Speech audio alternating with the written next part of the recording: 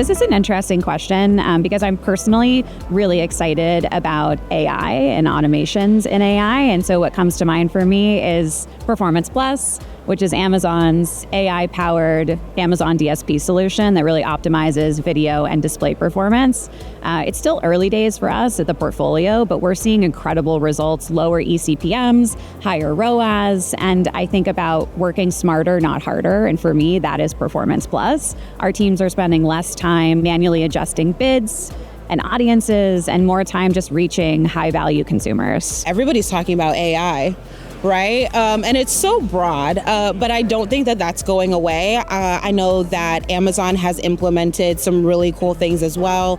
You and I were talking earlier about the brand store. I'm able to build out content using Amazon's new AI tools and put that within the brand store. I can take an ASIN of one of my products and put it on a car and then launch that within the brand store. And it's been really, really cool. So I think that that is definitely going to be a continuing topic for sure. And I honestly can't wait to see what you guys come up with as well.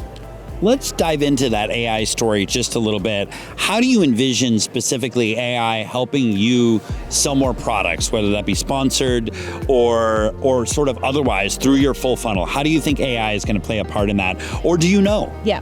I mean, new stuff comes out all the time and you're just like, oh, wow, I didn't think about that, right? So of course, there are some things that I don't know. I think that machine learning is probably going to be the biggest thing. So the faster that we're able to learn how our campaigns are doing, learn how our audience is interacting with them, is probably going to be the biggest thing that I'm going to take away from AI.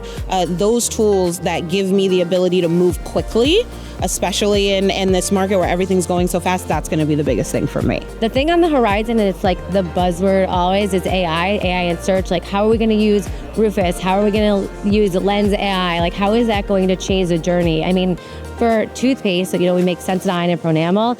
Most people actually don't know what variant they buy. Like, imagine a world in search where they could just, right now it's live, like you can take a picture and you actually can buy the right product instead of just guessing. So I'm excited to see how AI evolves search in Amazon. We didn't talk about shoppable video, which perhaps is maybe an industry trend I'm excited about and something I know Amazon is actively working on incorporating more into their mix. We actually were one of the first brands to test some of the features that are happening right now with introducing commerce in shoppable video content. And I think that what I'm hearing at ShopTalk, and we're discussing lives, and of course there's Amazon Live, I think that this is an area we really need to double down on and figure out what this means for us in a bigger way. And I just think that video is likely the future, and shoppable video is definitely a place we want to play. Well, let me ask that question. What does shoppable video mean to you? Shoppable video means fun, and it means understanding and building connection. And I think so much we discuss AI and how tech can enable us, and shoppable video feels like humans and tech coming together.